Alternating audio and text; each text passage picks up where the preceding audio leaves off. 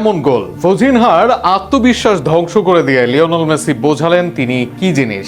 লিজান্দ্রোর জাদুকরী assist আর Lionel মেসির গোলের শুরুতেই এগিয়ে গেল আর্জেন্টিনা।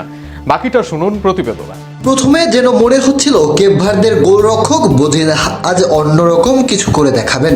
ম্যাচের 19তম মিনিটে লিওনেল মেসির নেওয়া দুর্দান্ত একটি ফ্রি কিক দারুণ দক্ষতায় ঠেকিয়েও দেন তিনি। সেই সেভের পর তার উচ্ছ্বাস এবং আত্মবিশ্বাস মাঠে আলাদা করে নজর কাড়ে।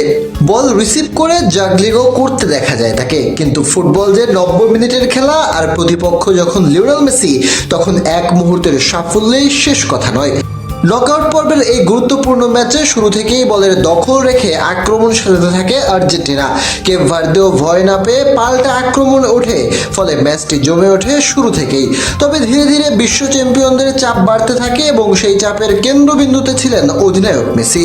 16তম মিনিটে অল্পের জন্য গোল মিস করেন তিনি। এরপর 18তম মিনিটে ফাউলের শিকার হয়ে ফ্রি কিক আদায় করেন। সেই ফ্রি কিক থেকে নেওয়া শটটি ভজিনহা দারুণভাবে রুখে দিয়ে নজর কাড়েন, দলকে বাঁচান। তখন অনেকেই ভেবেছিলেন হয়তো আজ মেসিকে আটকে রাখার মিশনে সফল হবেন কেপ ভার্দের এই অভিজ্ঞ গোলরক্ষক, কিন্তু মেসির মতো ফুটবলারের বিরুদ্ধে একবার সফল হওয়া মানেই পুরো ম্যাচে সফল হওয়া নয়। 29তম মিনিটে সেই বাস্তবতাই চোখে আঙুল দিয়ে দেখিয়ে দেন আর্জেন্টাইন মহাতারকা।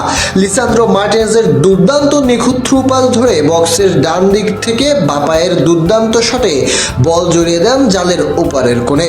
এবারের আর ভজিনহার কিছুই করার ছিল না। যে গোলরক্ষক কয়েক মিনিট আগেই মেসির ফ্রি কিক থেকে আলোচনায় উঠে এসেছিল, তাকেই এবার অসহায় বানিয়ে নিজের শ্রেষ্ঠত্ব প্রমাণ করেন 8বারের ব্যালন ডিওর জয়ী তারকা।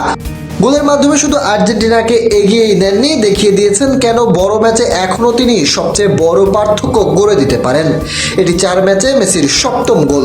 এই নিয়ে বিশ্বকাপের টানা 8 ম্যাচে গোল করলেন আর্জেন্টাইন এই মহাতারকা।